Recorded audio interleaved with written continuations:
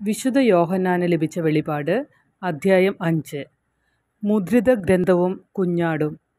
സിംഹാസനസ്ഥൻ്റെ വലതുകൈയിൽ അകത്തും പുറത്തും എഴുതപ്പെട്ടതും സ്തബ്ധമുദ്രകൾ പതിച്ചതുമായ ഒരു പുസ്തക ചുരുൾ ഞാൻ കണ്ടു. ശക്തനായ ഒരു ദൂതനെയും ഞാൻ കണ്ടു. അവൻ ഉച്ചസ്വരത്തിൽ വിളിച്ചു പറഞ്ഞു, ഈ ചുരുൾ നിവർത്താനും അതിൻ്റെ മുദ്രകൾ പൊട്ടിക്കാനും അർഹതയുള്ള ആരുണ്ട്? എന്നാൽ സ്വർഗത്തിലോ ഭൂമിയിലോ ഭൂമിക്കടിയിലോ ഉള്ള ആർക്കും ഈ ചുരുൾ നിവർത്താനോ അതിലേക്ക് നോക്കാനോ കഴിഞ്ഞില്ല. ചുരുൾ നിവർത്താനോ അതിലേക്ക് നോക്കാനോ യോഗ്യനായി ആരെയും കണ്ടെത്താത്തതിനാൽ ഞാൻ വളരെയേറെ കരഞ്ഞു.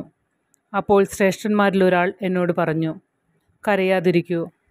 ഇതാ, യൂദാ വംശത്തിൽ നിന്നുള്ള സിംഹവും ദാവീദിൻ്റെ വേരുമായവൻ വിജയിച്ചിരിക്കുന്നു. അവന് ചുരുൾ നിവർത്താനും സപ്തമുദ്രകൾ പൊട്ടിക്കാനും കഴിയും. അപ്പോൾ സിംഹാസനത്തിൻ്റെയും 4 ജീവികളുടെയും മധ്യേ ശ്രേഷ്ഠന്മാരുടെ നടുവിൽ കൊല്ലപ്പെട്ടതായി തോന്നുന്ന ഒരു കുഞ്ഞാട് നിൽക്കുന്നത് ഞാൻ കണ്ടു. അവന് 7 കൊമ്പുകളും 7 കണ്ണുകളുമുണ്ട്. ഈ കണ്ണുകൾ ലോകമെമ്പാടും അയക്കപ്പെട്ട ദൈവത്തിൻ്റെ സപ്താത്മാക്കളാണ്. അവൻ ചെന്ന് സിംഹാസനസ്ഥൻ്റെ വലതുകൈയിൽ നിന്നും ചുരുൾ വാങ്ങി. അവൻ അത് സ്വീകരിച്ചപ്പോൾ 4 ജീവികളും 24 ശ്രേഷ്ഠന്മാരും കുഞ്ഞാടിൻ്റെ മുമ്പിൽ സാഷ്ടാംഗം പ്രണമിച്ചു. ഓരോരുത്തരും വീണയും വിശുദ്ധരുടെ പ്രാർത്ഥനകളാകുന്ന പരിമളദ്രവ്യം നിറഞ്ഞ സ്വർണ്ണ കലശങ്ങളും കയ്യിലേന്തിയിരുന്നു.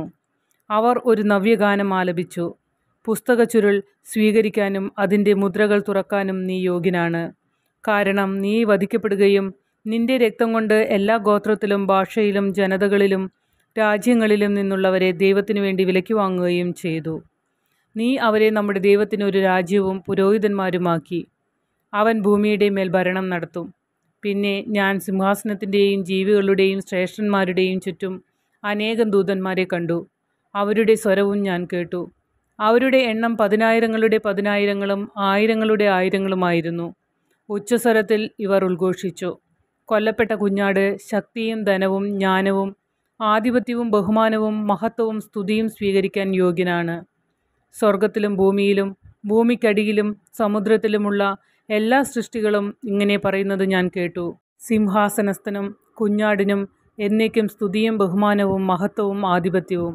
4 ജീവികളും ആമേൻ എന്ന് പ്രതിവചിച്ചു. ശ്രേഷ്ഠന്മാർ സാഷ്ടാംഗം വീണ് ആരാധിച്ചു.